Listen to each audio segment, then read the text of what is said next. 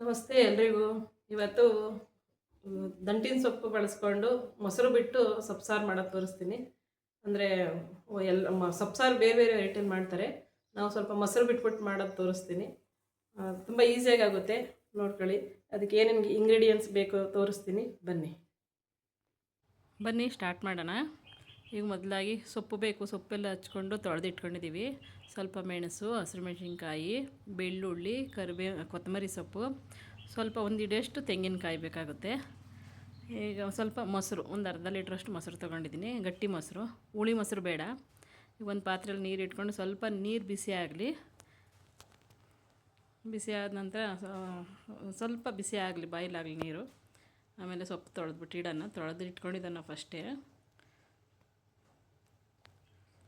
ಒಂದು ಕಟ್ಟಷ್ಟು ಸೊಪ್ಪು, ದಂಟಿನ ಸೊಪ್ಪು ತೊಗೊಂಡಿದ್ದೀನಿ. ಇದು ಅರಿವೆ ಸೊಪ್ಪಲ್ಲೂ ಮಾಡ್ಬೋದು, ಚೆನ್ನಾಗಿರುತ್ತೆ. ದಂಟಿನ ಸೊಪ್ಪಲ್ಲೂ ಮಾಡ್ಬೋದು.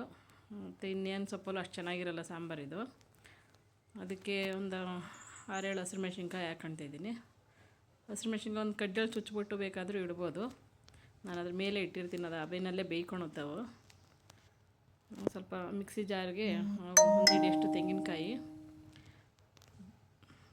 ಹಾಕ್ಕೊಳ್ತಾ ಇದ್ದೀನಿ.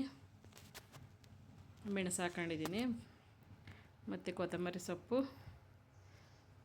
ಬೆಳ್ಳುಳ್ಳಿ ಎಲ್ಲ ಹಾಕ್ಕೊಂಡು ನುಣ್ಣು ರುಬ್ಕೊಂಡು ಇಟ್ಕೊಳ್ಳೋಣ. ಈ ಸ್ವಲ್ಪ ಮೊಸರು ಹಂಗೆ ಹಾಕಿದ್ರೆ ಸ್ವಲ್ಪ ಒಂಥರ ಒಡ್ಕೊಡ್ಕೊಂಡು ಕಾಣಿಸುತ್ತೆ. ಅದು ನೋಡೋಕ್ಕೂ ಚೆನ್ನಾಗಿ ಕಾಣಲ್ಲ, ತಿನ್ನೋಕ್ಕೂ ಇಷ್ಟ ಆಗೋಲ್ಲ. ಇದು ಸ್ವಲ್ಪ ಬೀಟ್ ಮಾಡ್ಕೊಳ್ಳೋಣ ಮೊಸರನ್ನ. ಸ್ವಲ್ಪ ಮೊಸರು ತಿಕ್ನೆಸ್ ಆಗಿರಲಿ, ಸ್ವಲ್ಪ ಜಾಸ್ತಿ ನೀರು ಹಾಕಬೇಡಿ, ಚೆನ್ನಾಗಿರಲ್ಲ. ನಾವು ಸೊಪ್ಪಿಗೆ ಉಪ್ಪು ಹಾಕಿರಲ್ಲ, ಅದರಿಂದ ಮೊಸರಿಗೆ ಉಪ್ಪು ಹಾಕೋಂತ ಇದನ್ನು. ಮೊಸರಲ್ಲಿ ಉಪ್ಪು ಹಾಕ್ಬಿಟ್ಟು ಸ್ವಲ್ಪ ಬೀಟ್ ಮಾಡಿ ಇಟ್ಕೊಳ್ಳೋಣ, ಮಿಕ್ಸ್ ಮಾಡಿಬಿಟ್ಟು. ಸೊಪ್ಪಿಗೆ ಉಪ್ಪು ಹಾಕಿರಲ್ಲ, ಸೊಪ್ಪಿಗೆ ಉಪ್ಪು ಹಾಕ್ಬಿಟ್ಟು ಮೊಸರಿಗೆ ಉಪ್ಪು ಹಾಕಿದ್ರೆ ಸೊಪ್ಪು ಜಾಸ್ತಿ ಸಾಂಬಾರು ಉಪ್ಪಾಗ್ಬಿಡುತ್ತೆ. ಈ ಸೊಪ್ಪು ಬೆಂದಿದೆ. ಇವಾಗ ಮೆಣಸಿನ್ಕಾಯಿ ಎಲ್ಲ ಎತ್ಕೊಳ್ಳೋಣ.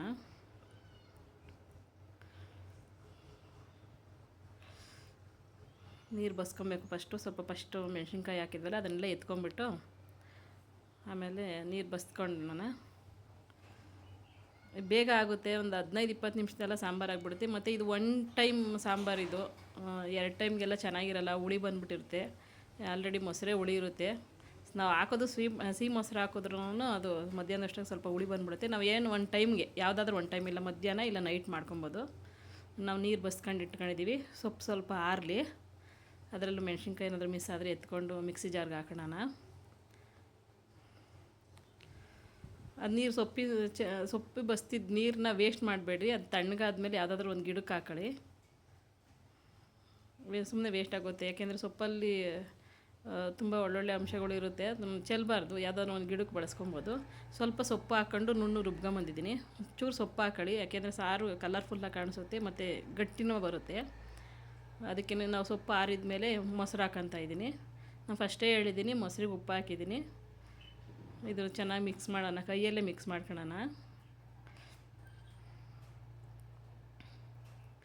ಚೆನ್ನಾಗಿ ಕಿವುಚ್ಕೊಳ್ಳೋಣ, ಅದು ಸೊಪ್ಪು ಚೆನ್ನಾಗಿ ಹೊಂದ್ಕೊಳುತ್ತೆ. ಒಂಚೂರು ಮಸಾಲೆ ಹಾಕೋಣ ಸ್ವಲ್ಪ, ಯಾಕೆಂದರೆ ಮೊಸರು ಬರೀ ಸೊಪ್ಪು ಉಪ್ಪು ಇರುತ್ತೆ, ಅದೇನು ಅಷ್ಟು ಟೇಸ್ಟ್ ಇರಲ್ಲ. ಸೊಪ್ಪು ಒಂಚೂರು ಅದಕ್ಕೆ ಆ ಮಸಾಲೆನ ಆ್ಯಡ್ ಮಾಡ್ಕೊಂಡ್ರೆ ತುಂಬ ಚೆನ್ನಾಗಿರುತ್ತೆ ಟೇಸ್ಟು ಸೊಪ್ಪು ತಿನ್ನೋದಕ್ಕೂ.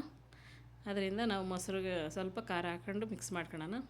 ಅದು ಚೆನ್ನಾಗಿ ಕಿವುಚ್ಕೊಂಡು ಎಲ್ಲ ನೀರು ಹಿಂಡ್ಕೊಳ್ಳೋಣ, ಅದ್ರದ್ದು ಮೊಸರದ್ದೆಲ್ಲ ಹಿಂಡ್ಕೊಳ್ಳೋಣ. ಚೆನ್ನಾಗಿ ಹಿಂಡ್ಬಿಟ್ಟು ಒಂದು ಬಾಕ್ಸ್ಗೆ ಹಾಕ್ಕೊತಾ ಇದ್ದೀವಿ.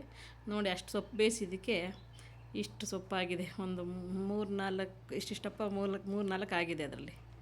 ನೋಡಿ, 3-4 ಜನಕ್ಕೆ ಆಗುತ್ತೆ ಅದಷ್ಟೇ. ಸೊಪ್ಪೇ ಅಷ್ಟಲ್ಲ, ಬೇಗ ಬೆಂದ್ಬಿಡುತ್ತೆ, ಬೇಗ ಇದಾಗ್ಬಿಡುತ್ತೆ ಅದು. ಮತ್ತು ಸಾಂಬಾರಿಗೆ ಇವಾಗ ನಾವು ಮಸಾಲೆ ಆ್ಯಡ್ ಮಾಡ್ಕೊಳ್ಳೋಣ. ನೀರು ಹಾಕೊಂಬೇಡಿ ಜಾಸ್ತಿ, ನೀರಾದರೆ ಸಾಂಬಾರು ಚೆನ್ನಾಗಿರಲ್ಲ. ಇದು ನಾವು ಮೊಸರು ಎಷ್ಟು ತಗೊಂಡಿರ್ತೀವೋ ಅಷ್ಟೇ ಗಟ್ಟಿ ಮೊಸರಿಗೆ ಆ್ಯಡ್ ಮಾಡ್ಕೊಳ್ಳಿ. ಜಾಸ್ತಿ ಗಟ್ಟಿ ಬಂತಂದರೆ ಸ್ವಲ್ಪ ಬೇಕಾದರೆ ನೀರು ಸೇರಿಸ್ಕೊಬೋದು. ನೋಡಿ, ಇಷ್ಟು ಮಂದ ಬೇಕು ಸಾಂಬಾರು. ಇದು ಚೆನ್ನಾಗಿರುತ್ತೆ, ಮುದ್ದೆಗೂ ಅನ್ನಕ್ಕೆ ಒಳ್ಳೆ ಕಾಂಬಿನೇಷನು. ಅದರಲ್ಲೂ ಅನ್ನಕ್ಕೆ ಮಾತ್ರ ತುಂಬ ಒಳ್ಳೆ ಕಾಂಬಿನೇಷನ್ನು. ಅನ್ನಕ್ಕೂ ಸ್ವಲ್ಪ ತುಪ್ಪ ಹಾಕೊಂಡು ಸಾಂಬಾರು ಹಾಕೊಂಡು ಊಟ ಮಾಡಿದ್ರೆ ತುಂಬ ಚೆನ್ನಾಗಿರುತ್ತೆ. ಟ್ರೈ ಮಾಡಿ ನೀವು ಒಂದು ಸತಿ. ಒಂದು ಸ್ವಲ್ಪ ನಮ್ಮದು ಸಪ್ಪೆ ಆಗಿತ್ತು, ಸ್ವಲ್ಪ ಅಮ್ಮ ಒಂಚೂರು ಉಪ್ಪು ಹಾಕ್ತಾಯಿದ್ದಾರೆ. ತುಂಬ ನೋಡಿ ಎಷ್ಟು ಕಲರ್ಫುಲ್ಲಾಗೈತೆ ಸಾಂಬಾರದ್ದು, ನೋಡಿದ್ರೆ ಇಷ್ಟ ಆಗುತ್ತೆ. ಯಾವ ನಾನ್ ವೆಜ್ಜು ಇಷ್ಟ ಆಗೋಲ್ಲ ಈ ಸಾಂಬಾರು ಇದ್ದರೆ ನಮಗೆ. ನಮ್ಮ ಮನೇಲಿ ನೋಡಿ, ಇಷ್ಟು ಸೊಪ್ಪಿನ ಪಲ್ಯ ಆಗಿದೆ, ಇಷ್ಟು ಸಾಂಬಾರು ರೆಡಿ ಆಗಿದೆ. ನೋಡಿ, ಇಷ್ಟು 20 ನಿಮಿಷಕ್ಕೆಲ್ಲ ಆಗಿಬಿಡುತ್ತೆ. ಅರ್ಜೆಂಟಿಗೆ ಮಾಡ್ಕೊಂಡೋದ್ರೆ ಆರಾಮಾಗಿ 1 ಟೈಮಿಗೆ ಸಾಂಬಾರು ಮಾಡ್ಕೊಬೋದು. ತುಂಬ ಚೆನ್ನಾಗಿ ಬಂದಿದೆ. ಇಷ್ಟು ಗಟ್ಟಿಯಾಗಿರಬೇಕು ಸಾಂಬಾರು. ಇಷ್ಟ ಆಯ್ತು ಅಂದರೆ ಒಂದು ಲೈಕ್ ಮಾಡಿ, ಶೇರ್ ಮಾಡಿ ಫ್ರೆಂಡ್ಸ್.